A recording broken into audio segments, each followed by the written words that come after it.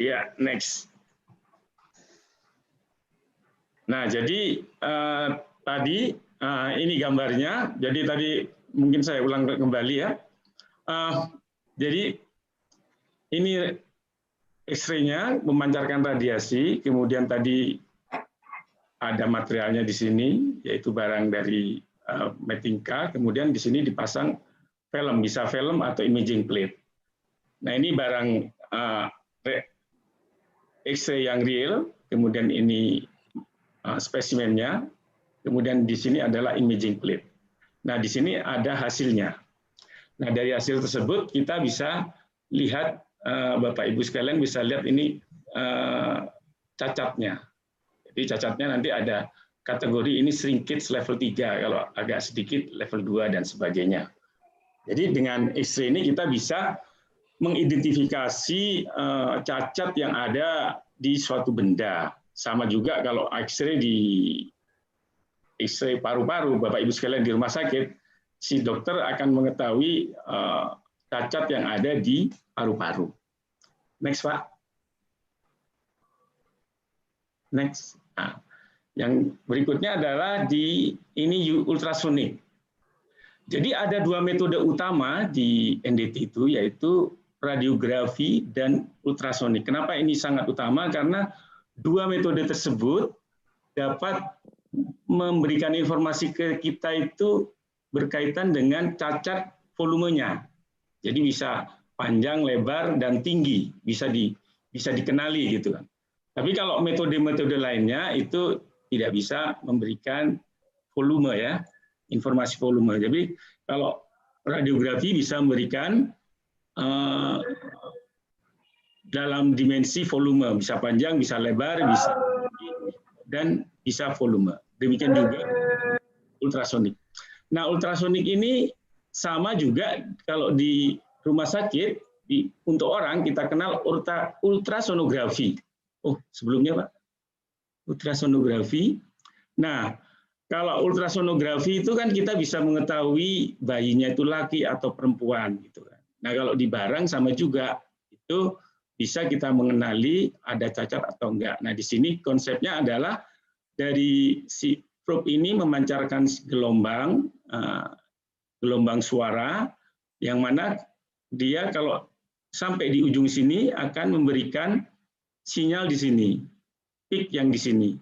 Tapi ketika kita geser di sini, dia ketika menemui crack, dia akan lebih dekat, lebih cepat. Makanya dia akan muncul di sini.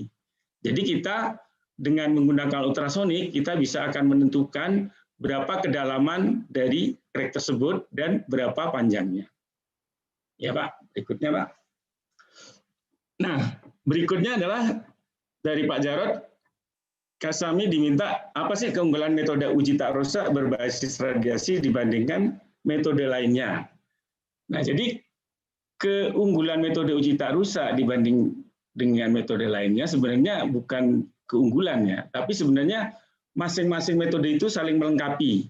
Tapi memang kalau kita lihat keunggulannya, yang jelas keunggulannya dari uji tak rusak berbasis radiasi adalah sebagaimana di video tadi, adalah radiasi itu mampu menembus suatu material, baik dari yang density-nya rendah sampai yang sangat tinggi, misalnya steel, atau yang rendah misalnya plastik bahkan. Itu pun juga bisa gitu kan.